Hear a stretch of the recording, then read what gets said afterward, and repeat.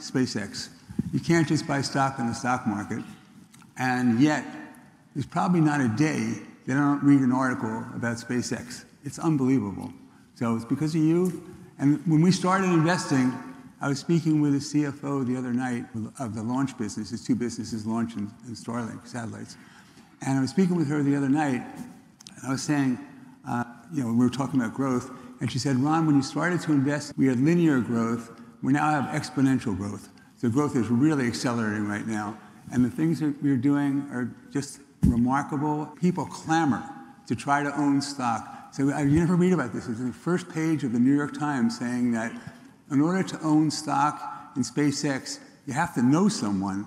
And if you know someone, then they'll do you a favor. Then they rip you off with a really high fee. With us, you get to invest in it at the same price we invest in it without the high fees. At least we don't think they're high. So anyway, thank you very much. Thank you. First of all, Mechazilla. Where'd you get a name like that? Is that Godzilla or Mechazilla? I think it's like a mechanical Godzilla. I'm pretty sure Elon came up with the name too. He is really quite brilliant in many things, but also in naming. Do you want to talk about Godzilla just for a second? Sure. Yep. So did you all see the capture of the Super Heavy boost? Yeah, that was extraordinary. My team said it wasn't going to work, so they were sandbaggers, obviously. We've got a next launch coming up, hopefully on Tuesday, knock on wood. We're going to try to catch it again. We did have some issues. Obviously, you can understand this is a very complex system, and the things that we're trying to do are very difficult. We're going to try to repeat that success on Tuesday. So fingers crossed, all the good things that go into that. But let me tell you just a little bit about Starship and how Starship is really going to change the world. And when I say the world, I don't just mean Earth. I mean Earth and the moon and Mars. And also, I want to interrupt for just 1 second. So I really jumped ahead. I shouldn't have done that. But basically, the idea here is that the competitive advantage we have in Starship is that, or in SpaceX rather, is that we launch rockets and we can use them again. No one else can do that. So everyone else sends up a rocket one time, costs $100, $200 million, and then it's gone. It burns up. And we use it, we take it up like an airplane, and then we bring it back down again, and then we use it over and over again. And this Mechazilla, what that is that when we went out to visit the facility and we saw this structure, and it catches a rocket when it lands with its arms, catches it and holds it. And the reason for it is that then when it lands, it's not only we use it again, but all we do is refuel it and send it up again. Anyway, I'm sorry. You don't need me, Ron. You're so good at this. You do it. You probably know more than I do. Yeah, but so Starship is going to change the world, both on planet Earth and off. And the difference between Starship and this other extraordinary product that we have called Falcon 9, is both the first stage and the second stage of Starship is reusable. So the big breakthrough, as Ron mentioned, was reusability. Elon founded this company in 2022 with a singular purpose and sole vision to build the transportation systems necessary to put people on other planets. And his vision is, currently on Mars, but we're all starting to look beyond Mars as well. And if you think about current day rockets, they're one use, both the first stage and the second stage. So first stage gets dumped in the ocean, second stage generally gets dumped on orbit, creating havoc for the satellites that we have on orbit, that everybody has on orbit. So Starship will change everything. The cost of getting people and cargo to orbit will drop dramatically because we're not throwing out the rocket. Neither part. Falcon first stage comes back, second stage we bring back, but it burns up. The fairing we return, but there are still parts that you basically spend $10 million on a part of a rocket, and it's single use only, so it's ridiculously expensive. In addition, Starship is so big that the concept of how we put things in space, how people travel in space, is totally different. Starship has the ability, because the second stage is reusable, you go to orbit, you let the satellite go. If the satellite's not working, maybe you bring it back into the Starship bay, have technicians work on it. If it's still not working, bring it home. Work it, fix it on the ground, and then relaunch it, because launch should be that inexpensive when the only real cost of the launch is going to be the fuel. So now back to Mechazilla. The thing that separates this Starship is both stages are reusable, as I mentioned, and Mechazilla is necessary because basically it's there right before launch. First stage and second stage connected, fly to orbit. Well, first stage comes back, suborbital. Second stage, Starship goes on to orbit, does its job.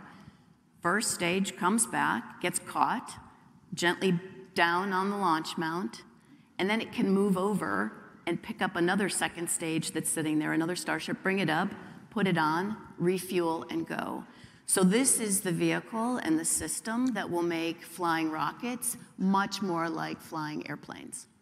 Think about what life would be like if aircraft were one-time use. You know, you could fly here from Austin, Texas, and then they toss the aircraft. You know, life would be very different. So what are the issues as far as using it over and over again? So at one point we want to launch 2 or 3 a day when we're going to have this long-term mission to get to Mars. I mean, how hard is it to get permission to do that? Permissions are a different thing. Technology is easy. Physics is easy. People are hard. And regulator people are the hardest. And why are the regulators so hard, and how are we going to deal with that? Well, regulations, if you think about SpaceX and what we've done in this industry, a big year for a space company is 10 launches a year, maybe 12 launches a year. We flew 96 last year. We'll do something over 130 launches this year.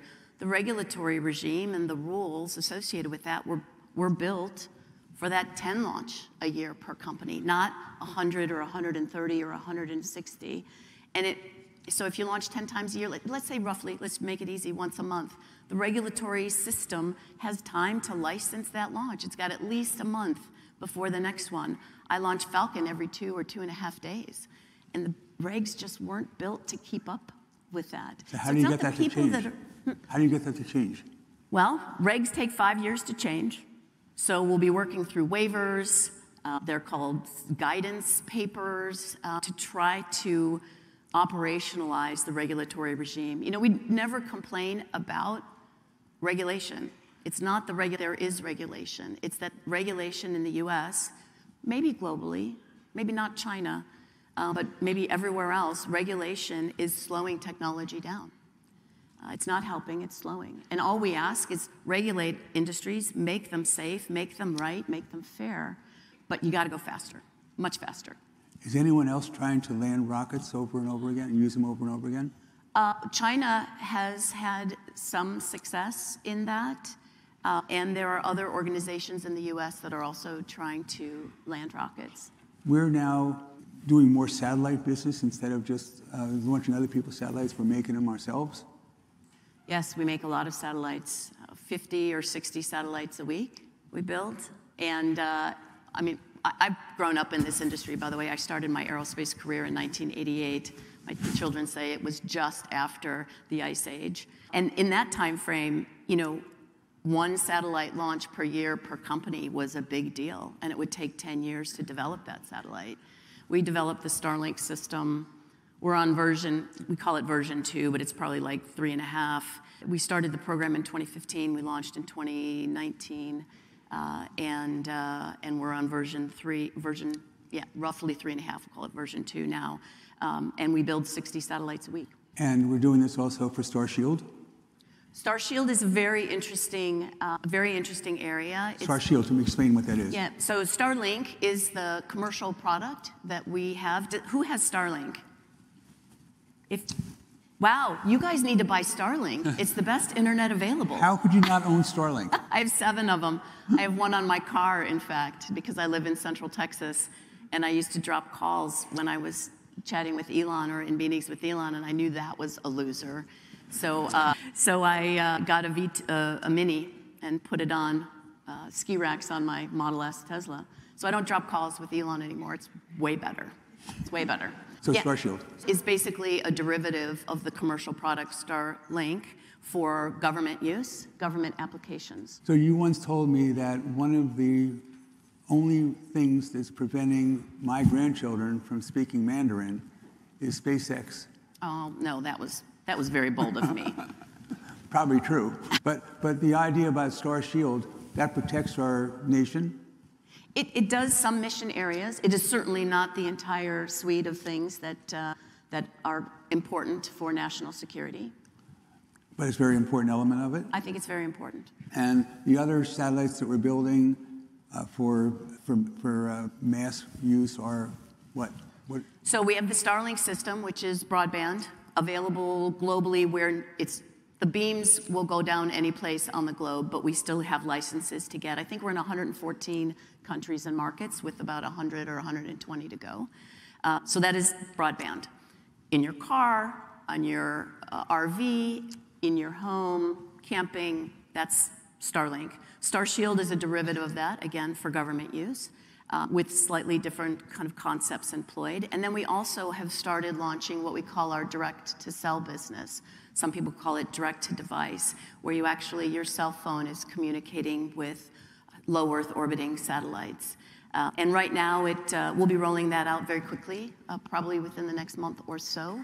And initially, it will be very light data and messaging, text messaging. And as we continue to evolve the product and the satellite system, it will do more. Can you talk about, you mentioned kind of a good space company before was able to do 10 launches. We do 100 or more, one satellite a year. We do a lot more than that, thousands. Why? How do we get there? Can anyone really catch up, and how? Well, I hope others can catch up, right? It's good. Competition is good for industries. You guys should want competition. It keeps us, it keeps us very focused. But at least on launch and both satellite production and deployment, we are ahead. It will be hard to catch us on launch because I actually think launch is harder than satellites. And that is not to diss my Starlink team by any stretch. But launches are hard. It's this 1 million pounds of explosion that you have to keep controlled and directed in the right way so that the rocket goes up. It's going to be hard to catch us, but I certainly hope people try. But the crux is reusability, or is it the learning algorithm? Yeah. So there's a couple of elements of magic to SpaceX. First of all, Elon started it at exactly the right time. So timing was very important in our success, for sure. Elon is magic sauce for this company as well. He's not only kind of technology driven, but he's run companies, very successful companies, and he focuses on the technology in concert with the business itself. So we've made technology decisions that ended up being very good for business. It wasn't like the business people on this side and the tech folks on this side. We've been a very integrated team since the beginning. And frankly, I have 15,000 of the finest employees on planet Earth. So I think they're amazing. And then you mentioned that with Starship, potentially we'll get to a cost of a flight with just fuel. Largely just fuel. So I think if I go back, I think in the shuttle, a cost per kilo to low Earth orbit was around $50,000. We reduce it by 90% with Falcon 9, potentially reduce it by another 90%. Well, what does it mean for all of us if we can really get costs so much lower with space launch? Well, what we're hoping to do with the work that we're doing is to allow ordinary people to go to space. I want to go to the moon. I think Elon wants to retire on Mars. I'm not interested in Mars. I don't like camping, and I think it will be a really long time till Mars is nice enough. Probably not in my lifetime. But hopefully we're also so we want people to fly to other planets, to go to the moon, to go to Mars, and hopefully, certainly not this century, hopefully next century, our great-grandchildren could fly to other planets beyond our solar system and find sentient life somewhere else. That, to me, is the coolest part of what we're doing. Can you imagine going and meeting other people? Whatever, yeah, sentient beings. So how many planets do you think there are that are the size of Earth, that are the same distance from the sun, that have nitrogen and hydrogen and oxygen? So I just read last week, actually, that I think 20% of star systems have planets in what they call the habitable zone. So it's billions of potential, more than billions, because I think there's 1 billion trillion star systems. And roughly 20% of those would have planets. I'm not saying that they all have life, certainly not evolved, to where we are. Some might have evolved further than us. So 14 billion years ago, the Big Bang, 13.5 billion years ago, the first light, and then Earth is 4 billion years old. Yes. And humanity here has only been 20, 30, 40,000 years. I think slightly older than that. There's actually quite a bit of disagreement in that, but roughly. Yep. But you have to match. By the way, I do believe that there are other sentient beings. I certainly hope it's not just us. That feels both egotistical and frightening, at the same time. So I do believe that there is other life. I don't think they've gotten here yet. So we can argue about that over a go glass to of wine. Museum of Natural, yeah, maybe. I think I know one. So the Museum of Natural History, when you go there in the dinosaur room, in front of it, there's 5 boxes or 6 boxes that are glass, and you look into them, and it says that each one of these, this represents an extinction event on planet Earth of all life for 6 different times, which is what Elon is talking about how he wants to have another place to live. If this happens, or to figure out what we can do with our spaceships to prevent that from happening again. So you obviously think that this is potentially to happen again? I think it's inevitable. I think it's the cycle of planets. And luckily, those cycles are in millions of years, tens of millions of years, so hundreds of millions of years. So I probably am not going to catch it on mine, but hopefully progeny, well, not hopefully. Hopefully I will have grandchildren and great-great-grandchildren. But, at some point it is likely to happen. Just define the period of time of likelihood.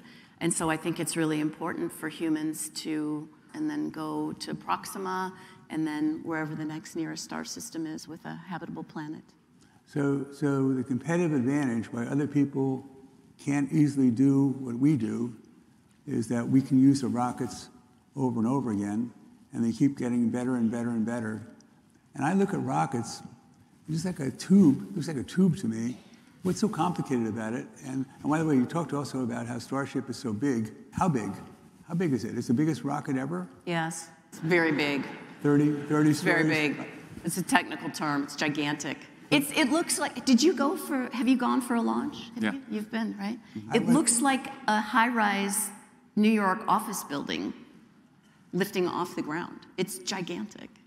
It's like 30 or 40 stories tall. Yes. So take a 30 or 40-story building in New York and put rockets on it and expect it to fly. Yeah. Remembering that rocket engines are just controlling a giant explosion in the chamber and directing the exhaust this way so that the rocket goes this way. Yeah. It's a lot. So you're an engineer too. Do you know, Elon, I read about, I'm told about these skip meetings he has, and every now and then you tell me, well, he comes here and he gets a bunch of people in the room, and then he says that we should do this, and people just look at themselves and they say, well, how can we do that?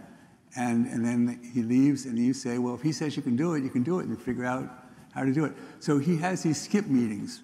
They call them skip meetings. Skip levels. So tell what those are. And he just goes into a meeting. So I think skip level meetings are a really important management technique for any company. What you want to do is make sure your direct reports are not withholding information or preventing bad news from rising. And it's natural tendency, right? It's not like these employees are bad. It's just that, I feel like my job is to solve problems that people that work for me were not able to solve themselves. It's fine, they can't all solve all the problems, so they come to me, and then if I can't solve a problem, I'll send it to Elon, and I try not to do that. And you don't like sharing bad news, but the earlier you share bad news, the better, because then you have more time to solve the problem, right? And so skip levels are important because sometimes people are a little more candid or a little more worried about that thing, even if their manager thinks we're going to get it and they're going to solve the problem. It's just nice to know as early as possible. So skip levels are very important. The other reason, by the way, not only to seek information and truth and real risk to a project, timeline, or technology, I think it's really important to meet the folks that, that work for you. If you think about 15,000 people, I couldn't meet 15,000 people every year. So there are lots of people that I've never seen, never said hi to. And this is a really, I think, valuable opportunity to meet people. And skip levels don't just have to be one level. In fact, I love to meet with our technicians that are building our rockets and spaceships, bring them into a room and chat with them in groups just to make sure things are going well. Because the further you get away from the visionary, and the pulse of the company, I think the easier it is to kind of move off track. It's kind of human nature. And so I think it's really important to tighten that up and make sure everybody understands what we're doing, why we're doing it, and it keeps people quite focused. So one of your directors is a friend of Elon's from college, and he's on board of SpaceX and of Tesla. And he was telling me he goes to these meetings, and 15 people would come to a meeting with the supervisors not invited, but the people who do the work in all these different areas. If one person means software and hardware and chips and whatever, and each one would have a separate discipline. And Elon would start off calling one of these 15 people, calling on him and saying, so what do you do? And he would question initially, and they keep drilling down,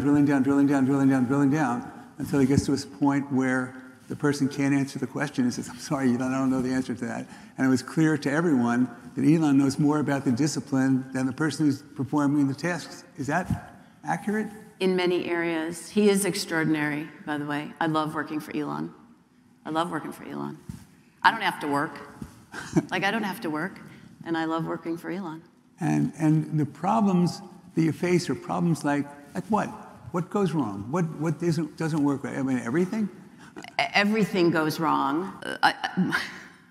I refer to myself continuously as the president of parking and potties, because those are things that matter deeply to people.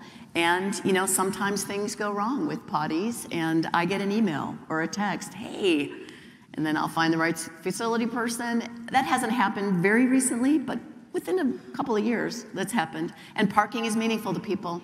We operate outside of a couple of areas. We operate in, highly dense areas, and people don't want to have to walk a mile to get to the building. They want to park and be efficient and get to the job. So it could be something as simple and mundane as that. It could also be, we're going to be incredibly late for a customer's launch, and their business really needs to fly that satellite, and we got to do it by the end of the year because of their stock, or by the end of the quarter. And so, those are big things, and you try to work with the team and do the right thing, the thing that's most fair and right for the employees, the customers, and all the customers. So if we have now 7,000 satellites? We've launched over 7,000 satellites. They're just under 7,000, I think, on station operating. And we cover the whole world? Globally. 110 countries? 114, I think, as of this morning. I think Mila said we were at 114. And so if someone else comes along and wants to do what we're doing, well, satellite, well, I guess you have geostationary, but if you have low Earth orbital satellites, they keep going around. And so how does anyone, if we're already covering everyone and we're doing business with everyone, how does someone else compete against us for that? So how do you compete against us for the launch? How do you compete against us for a satellite in a smaller market when you're just starting off? And then we just come up with something like this laser net mesh. How does that come about? How can someone do that? How can they develop that? This is satellites communicating with each other. Through these little laser terminals. That's magic to me. I'm a mechanical engineer. How does that work? I mean, I don't know. You can communicate over wires. You can communicate through the atmosphere. You can communicate through light. To me, it actually is magic. I joke about it, but it's not a field that I understand particularly well. Maybe. And that sound that's traveling at the speed of light? No, it's basically it's the energy waves. Yeah. So, but there was a lot. You just asked like 5 questions, and I'm over 60, so I'm going to forget each one of those. So how could there be competition? Space is a huge place, right? If you think about planet Earth, if you put 7 cars on the surface of the Earth and they were driving around fast, obviously orbital velocity is much faster than a car goes, but that's pretty sparse, right? That's not a lot, 7,000 things on the surface of the Earth.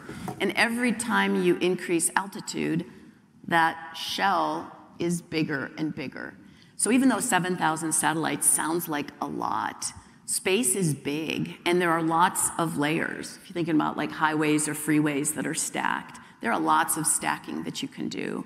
So not only another constellation be at a different altitude, and they're flying at a different altitude. So how far apart do they have to be so they don't crash into each other? I think it depends on the technology of the satellite and how you're operating it, but you probably want to be 10 or 20 kilometers at least, altitude-wise. And that's a little our shell. bit further. That's the shell. And then a little bit further, I think, when you're in the same shell. But there's plenty of room. Space is big.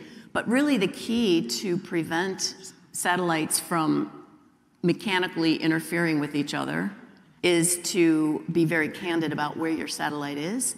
And if you're going to move it, tell the community where you are and where you're going to go so that everybody can make sure that there's not going to be a traffic jam or a collision at worst case. So communication is really the key and probably the hardest thing to do to coordinate physically these satellites, because some nations don't want to talk about where their satellites are. I know we have some satellites, not SpaceX, but United States has some satellites that they probably don't want to talk about where they are. So communication is key in constellation management. But that's the physical space, competition for physical space. There's physical space, we just need to coordinate and be fair. As far as business goes, there are 8 billion, close to 8 billion people on the planet. We're serving almost, not quite 5 million people yet. But the market is huge. 5 million out of 8 billion, and 30% of those 8 billion don't have communication, don't have broadband. The market is gigantic. And I would love to say SpaceX is going to, or Starlink and SpaceX is going to serve all of them. There will be competition. I think there's plenty of room in this industry, plenty of room for competition. And so when they're starting off, they're going to have to make a big front-end investment in order to compete with us. And we've already invested. We already have all those satellites up there. It's going to be very burdensome, very hard for someone to compete broadly with us. They can do specialized. They have a special telescope or a special radar. But to be broad communications like us, it's going to be really hard. Be hard, not impossible. A lot of CapEx. And the longer they wait, the more CapEx. Yes. And our satellites we keep replacing our satellites, and our satellites keep getting more and more powerful. That is correct. And are there limits on that? Or do we have to change? There'll be physical size limits, which physics will dictate how much power you can use on the satellite. The limit on the chips and the beams, this is magic again, just like the laser links are magic to this mechanical engineer's brain. How we communicate our antennas, our transmit and our receive antennas seems a little magic to me as well. But the cycle of the increased capacity is basically on the same cycle as chipsets, which is like double capability every 2 years, or 10, what is it, 4x every 2 years? Moore's Law. So the reason this laser link is really important is that when you're flying all over the place and you're over an area that's not friendly to us, that's not friendly to the person who's sending it or receiving it, then you don't want to bring it down to the ground. You don't want to go up and down into that area. All of a sudden, when you go up, then the laser takes it all over the place to all these different satellites. Is that correct? Yes, but I think really the beauty of the laser mesh is that the transmission speed is much better as you go satellite to satellite through the laser link. When you come down to the ground network, there are lots of switches and you lose a lot of time. Latency goes way up as you come to the ground and then either bounce back up or come to the ground, then go to fiber to a POP or something else. So the laser link is just a very efficient way to take data from one user in one part of the world to wherever that piece of data is supposed to go, either in another part of the world. Next door probably isn't as efficient. Fiber is really good for that kind of thing, but it's just much more efficient. And that's at the speed of light? Yes. The speed of light, so we can get it anywhere. Yes. Super fast. Super fast. Super fast. In fact, that's the goal, right, is to figure out a space transportation system that is the speed of light. I think physicists can envision getting a 10th or so the speed of light, which would make the closest star system, Proxima Centauri. I think that's 4.3 light years away. So it will be 43 years to get to that planet that might have sentient life. That's still a long time. I don't know anybody that wants to be in a very luxurious ship. Unless you can travel backwards in time, or forwards. I think wormholes would be super cool, like just get there in an hour or two. So we got to find some wormholes between here and Proxima, right. or folding, yes? Yeah. If we are talking about Starlink, maybe we can talk a little bit more about direct-to-device, why it might be interesting, and then on aviation, maritime, things that I think a lot of us think about Starlink as a residential solution. What other kind of use case around Starlink? So because of the fact that this constellation is in orbit above Earth, it can reach any place on the planet. It can physically can do that. Now, again, we don't operate in every market because you have to go country by country and get permission to do so. But think about where there are no cell towers, no 5G, middle of the ocean is a perfect example of this. Starlink is a great answer to communication, maritime communication. You could go to GEO satellites, of course, but the trip time is much longer. GEO's roughly 10 times further away, so the data is roughly 10x slower, and it's two-way, so it's actually kind of 20x slower. Maritime is great. Aircraft, like how many of us go fly in an airplane and there's supposed to be crappy Wi-Fi, and you get on the plane and they're like, Wi-Fi's down. You're like, how much better is Starlink versus kind of the existing? You can't tell the difference between like real commercial broadband on the ground versus in aircraft with Starlink. It's completely transparent. We have a 737 that flies between Los Angeles because we have so much work going between Hawthorne and South Texas, which is where we're building and launching Starship right now.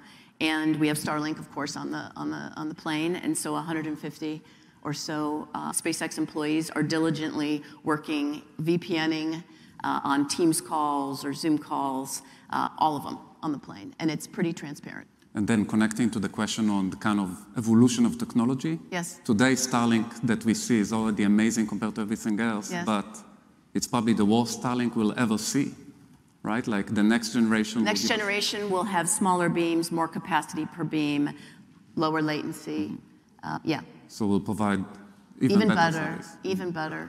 Mm-hmm. You know, it would be like instead of having, well, none of you have Starlink, which I really am chastising you for, but if you did have it, if you just had multiple dishes, you could get, gigabit per second speed. And what we'll do is instead of people having to have multiple dishes, we'll just improve the satellite signal and the receive signal, and you'll have gigabit, 2 gigabit per second speed. Like, no, I don't think you need more than that. Certainly not in a home, not even on an airplane. I have it at Vail, and I have it in Long Island at our house. So I do have Starlink so far. I want it more places. And one of the places that I'm really interested in having it is we have a NetJet. You can't go to all these different places that we want to go to visit companies if you're flying commercial, so we have NetJet. And I have been complaining for 2 years about NetJets, and supposedly we're moving forward, and how come it never completed? We got United Airlines, and once one airplane gets it, everyone's got to get it, because if you're flying from California to New York, you're not going to fly Delta if you get it on United, and United has it and they don't. So once one person gets it, the competitor has to get it. So you just got United. Yeah, so we have United, we have Qatar Airways, we have Air France, we have Hawaiian. We're screaming on the airline business. It's just such a great product. And that's, by the way, that's really the lesson learned. It's not about marketing, not about sales. If you have a truly great product, people will buy it. People want it, and they will buy it. And so that's very typical of Elon and his companies. He just wants to build an amazing product so that people want to use it. And it's got to make people's lives better. I think we talked about launch and Starlink. Yes. Is there any other kind of things that is under your development that worth mentioning? I think just derivatives of that capability. For instance, Starlink, a constellation around planet Earth. We want to go build settlements on Mars. Well, in this day and age, you're not going to send people to Mars and have them not be able to communicate on the surface, right? So you need a Mars link. You need a Starlink constellation around Mars. And then certainly those people are going to want to communicate back, to Mother Earth, right? With their families and their friends that didn't want to hop on the ship and go camping on Mars. And so there'll be the communication system between Earth and Mars. Moonlander, right? Like ISS, deorbiting. There's a lot of other things, I think. And they're all kind of derivatives, actually. Gotcha. They're all derivatives, right? And by the way, Starship is really it obsoletes Falcon 9 and the Dragon capsule. Now, we're not shutting down Falcon. We are not shutting down Dragon. We'll be flying that for 6 to 8 more years. But ultimately, people are going to want to fly on Starship. It's bigger, it's more comfortable, it will be less expensive, and we will have flown it so many more times. We just passed 400 launches on Falcon, and I would not be surprised if we fly 400 Starship launches in the next 4 years. 400 Starship? Wow. Yes. Yes, we want to fly it a lot. I have a lot of satellites to fly, Ron. So we should open up for questions in a couple minutes, but when we're talking about Starship and about the communication satellites, I was reading that you were in Brazil. You trekked all the way into the jungle. And I had the pleasure and opportunity, frankly honor, we flew into Manaus and got on a boat and took a 2-hour boat ride down the Amazon River and brought Starlink to this school that had never, these children had never seen the internet, had never been connected. And we watched videos. They did a call with Elon. And it was my favorite day of work ever. I think I posted on my X account. I got hugged, like I'm such a mommy. I love my children. I want grandchildren. My children are not participating in my vision yet. So I got a room full of Brazilian school kids. I got hugs from all of them, and they were so excited about Starlink, and they knew Elon somehow, which was amazing. And yeah, that was my best day at work. My absolute best day at work was that day. But again, we only have 5 million people so far, right, customers, and there's 2.5 billion people. And we don't have anyone really competing against us so far. They're coming. They're coming. We'll see how they do. As I said earlier, I really hope that someone else is successful. It'll keep us sharp. We don't want to get complacent and turn into a dudgy company. We definitely don't want to be dudgy. Don't want to be dudgy. You want to open it or? Sure. Okay. Okay. Ready for questions. You mentioned that regulation is hard and technology is easy. Now that Elon Musk has taken a role in the government, specifically the Department of Government Efficiency, will the regulation be easier? I think the hope, by the way, is with this administration and this committee and probably others, I think everyone is starting to recognize in all industries that regulation really needs to be reinvented. And so I certainly hope, I probably spend more than half my time working regulatory issues. And I would love to be spending that time, meeting with my welders and meeting with the folks building Starlinks and Starships. So it's certainly the hope that we can figure out together how we make the regulatory organizations more efficient, make the regulations more efficient, and frankly, better. Not just faster, but better. How do you do that? It's hard. It's actually going to be quite hard. You need to really make sure you don't focus on the steps that are generally in regulation. You really want to focus on the outcome. You want Starship to be very safe. So there are simple things to do to make Starship not hurt people. You fly from a coastal area and you don't fly over people, not highly populated people. You know where the vehicle is, and if it looks like it's gonna head down into a populated area, you blow it up, right? These are very simple things, and yet the regulation for launch is, thousands of pages if you were to read all the details and all the things that go into it. So simplifying, focusing on what's really important, and sticking to that. Don't go off on tangents and science projects. Interesting, rockets are fascinating. But really stick to the one thing that matters, the one thing that you're trying to regulate for, and that is to make sure you don't hurt people. Do we do the examiners who are in charge of writing these regulations, or the people who are in charge of those people, or do we actually try to get something, a national type of system instead of a state system or a regional system? The process to do new rules is supposed to involve interested parties, but it takes 5 years to make a new reg. In fact, Starship is licensed under Part 4. Sorry, you're going to start eye-watering. No. We're licensed under Part 450. Falcon is licensed under a different regulatory regime. I could not bring Dragon, this capsule that has gone to space, carried over 50 folks. I could not get a license for Dragon to re-enter on Part 450. So you can imagine the struggle we have with Starship. It's bigger. We'll hopefully have more, and we're still trying to bring it in. So you fundamentally have to break down the current reg and figure out what's important and only build a reg that's readable. No one's gonna read thousands of pages, right? 5 pages. Figure out how to do it in 5 pages, then everybody reads it, everybody understands it, and we can all move forward together quickly. So when I think about Elon having a role, it seems to me that what is most likely for him to try to reduce costs and improve regulations is trying to have some oversight, to have some people here who can come up with sensible rules. These fundamentals, yep. Right, that's one.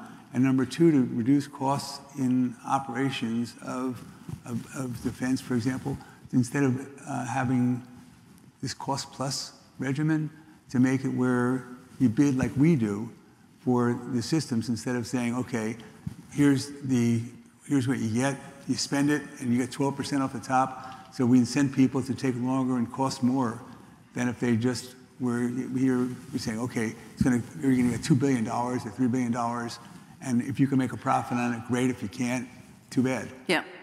I have not been shy about my disdain for the cost-plus contracting regime that the government employs, less now than before. But think about you're to buy a computer online, and you say, I want to buy that computer, and they respond back saying, okay, we will build it for you, we will ship it to you, and then when you get it, we'll tell you what the final price is. Like, well, shouldn't you know what the price is? And even that's cost plus. That's cost plus. And by the way, if they screwed it up and they dropped it while they were manufacturing it and they have to get new parts, you're gonna get charged for that too. Like, it is totally the wrong incentive for organizations to be effective and efficient with cost-plus contracting. By the way, my compatriots in other companies hate me for saying that, but it doesn't matter. I think part of SpaceX's secret sauce and success has been when we say we're gonna do something for this price, we never do it on time. We're very sorry about that. We are always late, but we always do what we say we're gonna do, every time. And we do it for the price that we said. But the other guys are late, and the stuff doesn't work. Half of it doesn't work, and the fee is several times what you thought it was going to be. You said it. They can hate you. Okay, let's go up. Number 7. Hi. Thank you for what you're doing for humanity. Obviously, this is an amazing business. It seems you're on the trajectory to be one of the most, if not the most dominant monopolies in the history of mankind as a business. Don't use the word monopoly. Okay, well, yes. And I know you're supposed to say you have tons of competition and they're coming. We get it. It's not a planned monopoly, yeah. right? If our competitors could get it together. Totally. Elon, like most things he does very intelligently, is getting involved politically. How often do you think about nationalization risk, like far in the future, given the fact that Starlink has become more important in conflict zones, in war, and sort of related to that, what do you envision the sovereign regime to be when you guys finally do get to Mars? That's a fascinating question, actually. Hopefully it's a very low regulatory environment. Except that you're immigrants. You know, you get to start from scratch, so we should put some really brilliant minds on what society looks like on Mars. Yeah, hopefully we do a really good job there. As far as nationalization goes, you know, we work for the government in so many ways. The government is an extraordinary customer from us, both the Department of Defense as well as NASA. I think we're NASA's largest contractor. NASA is our largest customer, or at least last time I looked, they were. We are NASA's customer. We actually pay NASA to do some work for us, and we also do some technology development and partnerships. So our relationship with NASA is really extraordinary. And so, by the way, the news these days is we have $22 billion worth of government contracts. We earned that. We bid it. We were the lowest price, best bidder. We won, and we execute. Like, it's not a bad thing to serve the US government with great capability and products. So nationalization, look, if we are in a conflict and the government needs Starlink, more capacity, we are not gonna say, no, actually we'd rather have the country get overrun nah, we want to keep our customer base. Like, it's just not going to happen. Like, if the government needs it, the government will get what they need. Just like always for us, despite news reports. Number 5. Hi, thank you for taking the question. You seem to really love your job. So just asking about the people, how do you maintain the culture with the level of growth? And how would you just describe the culture and the development at SpaceX over the past decade or so? So I get asked this question a lot, and I answer it very similarly, and I hope I'm answering it correctly. It's really hard to pull that apart, but there are elements that I think hold true to this. First of all, our vision and where we're going is very clear. You know, Starlink might seem like a side project. It's not a side project. It's necessary once we get to Mars that there's, as I mentioned, a communication system. Our vision is to build the systems necessary to build settlements, successful, thriving settlements for humans on other planets. Not deviated. Like, I'll never forget my first meeting with Elon. He's talking about going to Mars, and I'm gosh, people didn't talk about going to Mars in 2002. Not like sane people. And this was his passion. We have to ensure that humanity survives, and we need a risk management plan for people. From the time he was in college. Yes, but I met him in 2002, so that's when I started. So single focus, vision. Where are we headed? And that keeps people pretty tightly aligned. Then the next thing, so that's first and foremost. Second, hire the best people. Not the best people that you can, the best people. If you can't fill that role, don't fill it. Don't compromise on that.